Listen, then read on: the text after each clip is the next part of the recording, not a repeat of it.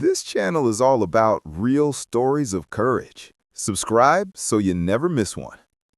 The day began with an inspection hosted by Commander Blake Rourke, a decorated officer known as much for his battlefield record as for the weight of his ego. Rourke was the kind of man who measured respect in salutes and eye contact, and who offered little of either. His authority, though earned, had hardened into arrogance, and his command climate reflected it. Into this environment stepped a woman who, by design, carried no insignia and wore no identifiable trident. She arrived without introduction, escorted by a JSOC liaison who spoke only one sentence before departing. "She is here to observe, nothing more." Her name was Lena Hale. Lean, quiet, and unnervingly calm.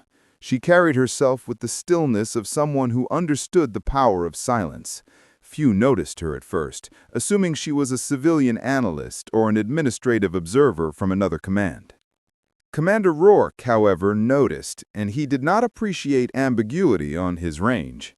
He challenged her presence with clipped words and a thinly veiled smirk, questioning her role, her clearance, even her right to stand behind his operators. She responded with a simple, steady gaze.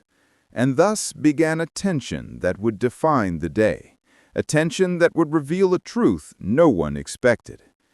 The confrontation emerged during a precision marksmanship demonstration. Rourke, irritated by her silent observation, handed her a suppressed Mark 13 Mod 7 sniper rifle with condescending flair. "If you're going to stand on my line, at least prove you belong here," he said. The range fell into an uneasy quiet. Lena accepted the rifle without a word. The wind pulled sharply across the dunes. A distant steel plate, 8 inches wide, hung at 1,200 meters, its surface barely visible through the shimmer of heat. Before anyone could fully process her stance, she exhaled once, settled the rifle, and fired. A single muted crack. 1 second. 2. Clang! The plate swung violently, the unmistakable signature of a perfect center impact. Operators froze. A spotter's voice trembled. "Dead center! Cold bore!" Rourke's face drained of color. She slowly set the rifle down, the range drowning in an almost reverent silence. The humiliation was complete, swift, undeniable, and witnessed by all. For several seconds, no one moved. Operators who trained daily with long guns found themselves unable to reconcile what they had just witnessed. Cold-bore hits at that distance were the hallmark of only the most elite precision shooters. Special mission unit snipers, Tier 1 assets, ghosts of the battlefield whose names were never spoken at volume. Rourke attempted to recover his bearing. He straightened, cleared his throat, and ordered the line to reset. But his voice betrayed him, unsteady, stripped of its earlier confidence. Lena stepped aside, neither proud nor triumphant. She stood with the same quiet composure she had carried from the moment she arrived. Moments later, a senior JOC officer arrived on the range, a colonel with a scar that ran from the corner of his jaw to his collar, a man whose presence drew instant stillness from every operator present. He approached Lena first. "Ma'am," he said with unwavering respect, "your transport is ready. We can brief en route." That address, "ma'am," sent a ripple through the ranks. It was not casual. It was deferential. Rourke stiffened. "Colonel, with all due respect, who exactly is she?" The colonel turned to face him, his expression unreadable. "She is the individual who rewrote the long-range engagement protocols you use. She has more confirmed counter-sniper eliminations than any operator in this command, and if you had read last quarter's restricted operations summary, you would know her code name." He paused. "Hale 17.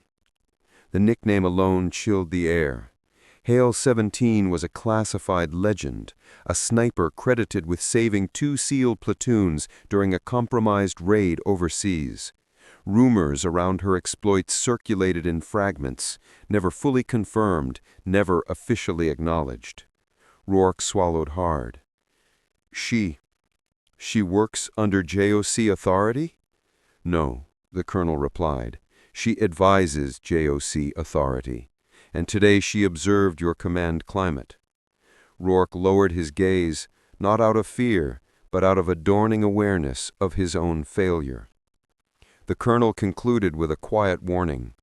Respect is not granted by rank, Commander. It is earned by conduct, and sometimes humility is the highest proof of strength. Word of the event traveled faster than any official report ever could. By the end of the week, whispers of the Cold Bore ghost shot had spread across the base. Operators began retelling the moment with a mixture of disbelief and admiration, how a woman with no rank on her uniform had walked onto a SEAL range, exposed arrogance with a single pull of a trigger, and departed with the quiet dignity of someone who owed no explanation. Commander Rourke changed after that day. His tone softened. His instructions became less performative, more deliberate. He began listening instead of commanding, observing instead of assuming. It was said he removed the mirror from his office wall, declaring that leadership meant looking out, not in. As for Lena Hale, her presence remained a rarity. She appeared only when missions required surgical precision or when units needed guidance from someone who understood the cost of noise and the power of restraint. Her legend grew, not through the stories she told, but through the silence she left behind.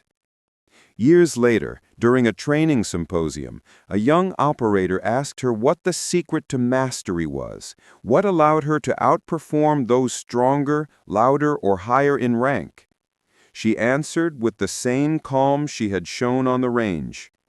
Skill speaks when ego falls silent.